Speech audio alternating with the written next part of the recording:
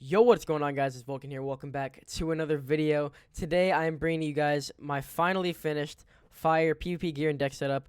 I had to take an extra day to fix my deck because, I wasn't entirely sure what I wanted to do with it. But now I have it officially done. So we're going to hop right into here to the stats.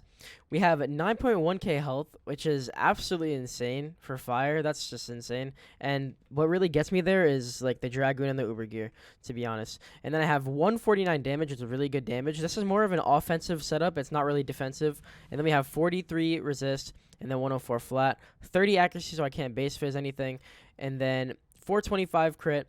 430 block, which, again, block just feels so weirder now. I don't know what to think about it. I don't know if I'm blocking. I don't know if I'm not blocking. So, yeah, 38 pierce, which is really good pierce as well. And then pip conversion is basically nothing. But if I do, if I do P-serve, it's just a bonus, to be honest.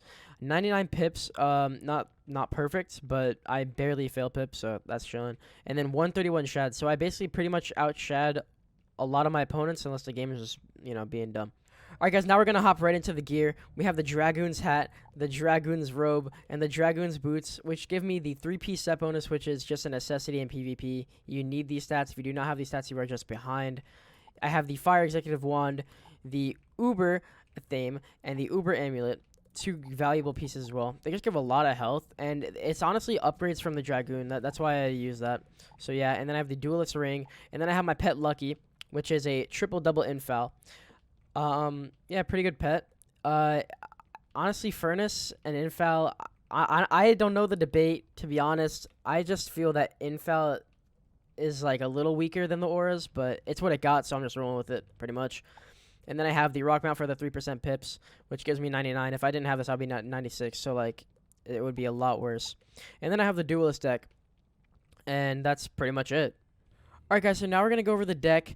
As you guys can see, it is a pretty small deck, just 4 rows. I do make the deck pretty small because with my stats, it is a pretty offensive set. So, I just kind of want to finish games fast, get hella traps on and just, I have a couple blades in here, but like, I don't really use the blades. I used to use so many traps. I have the potent down here, I have the regular potent up here, and then I have 4 traps, and then I also have fuels on my side. So like, I'm literally just going for a full trap stack. So, yeah, I'm just going really offensive here. I have 4 stun blocks, got to pull them, make sure I pull those, and then I'll just discard all the other ones. But I want to make sure I pull them early on. I have the Aegis with the, I'm not blade stacking, but I do have the occasional 2 blades here, especially the Elemental Blade and the Aegis for when I go up against a Storm, so they won't be able to Psi me. I have the Potent, like I already said, for the fuels. I have max Solar Surges in here. I have an Ifrit, a Fire Dragon, because a Fire Dragon I was actually thinking about doing. Because if they have a minion and you dragon with like hella fuels on, bro, like it's still doing mass, right? Because total that does almost 1,000 damage, which is really insane. So yeah, for 7 pips, that's really good. And then of course the FFA. And then I got the S'mores because the S'mores is just insane. You got the Krampus. This has saved me multiple times. And then Scion is what I usually fall back on if all my other plans go bad. And if I just don't want a Scion, I just go for like a Sunbird. I also have the Sunbird in here. That's also really good. And I barely use Scimitar, but, I just throw it in there just in case I do ever find myself in a situation where I have 4 pips and a Shad and I just have nothing else to do. So I always put this just in case. 2 Strikes is enough for this setup. I'm actually low-key going to put 1 more. So 3 Strikes here. I think 3 Strikes is better because I like 3 Strikes because I like to cycle my deck a lot for Strike. So I usually discard 1 so I can cycle more. Yeah, and I also have 3 Steel Charms as some utility. Just in case I do go up against another Fire and they're blade stacking, I can take their blades so that it's just an extra buff for me. And I can also remove it from them so they can't do anything to me.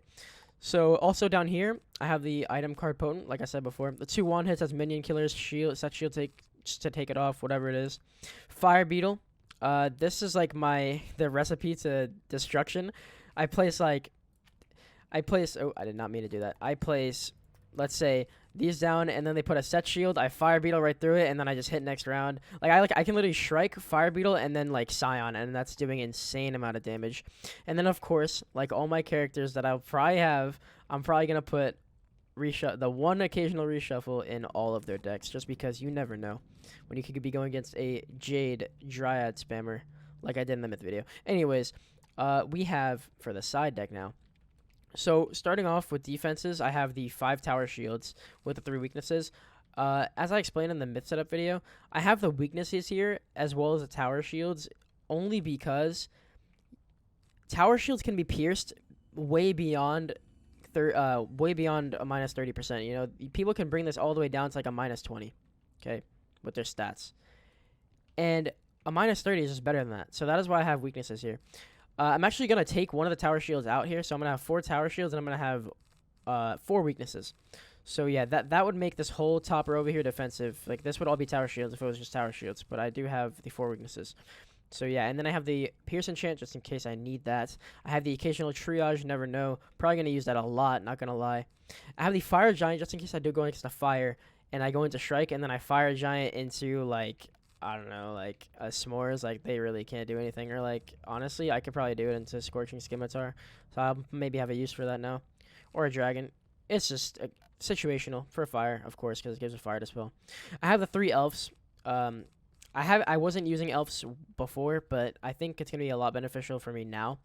I have the 3 sharks, because sharks are good minion killers, finishers, all that, and it's really good damage for 2 pips. It's actually insane, voice crack. Jeez. I have the blade, just again, for storms, or just an extra buff if I can use it. I might as well, right? I have the 2 firezillas, which does insane damage for 4 pips. It is actually insane. It's just, I don't even know what else to say about that. 2 fuels in here so I can continue my trap stack. 5 bubbles so I can fight for bubble war here, which is really important, especially against schools like Storm and Myth who just spam bubbles. I have Fire Gut, just in case I ever need that. And then I have 4 pierces because Fire is the school where if you pierce a set shield, it'll pierce off the Fire shield. So that is why I like Pierce. That's why I like running Pierce on Fire inside. And then I have the Shatter as well. Just in case, again, go against a Max Pip Dryad, stupid frozen armor thing, whatever it was, bro. That video is insane. If you guys haven't seen that video, make sure you guys go watch that video. It was my latest myth video. It was actually insane. And I needed Shatter in it. And if I did not have Shatter, I would probably lost it. So that was really important there. Just an example of why you need Shatter. And then empowers, just in case I'm getting like max weakness spammed, or even if I just need some extra pips. Like if I just pull this as like a first pull, first round occasionally, just for no reason, I might just use it if I have no other move. Gives me, I just take a little bit of damage for 3 pips. I mean, that's pretty worth it. And then the occasional Black Mantle, just in case I don't want to use 4 pips on a Krampus hit with the minus 55, because I do have that fully spellmented. I can just do, you know, the free 0 pip one. And that is for emergencies only, pretty much. And then I have the 4 weaknesses, like I already said.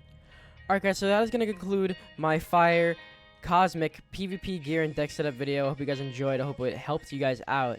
Make sure you guys leave a like and subscribe with notifications on so you guys know when I post another video like this one. And I'll see you guys all later. Peace out.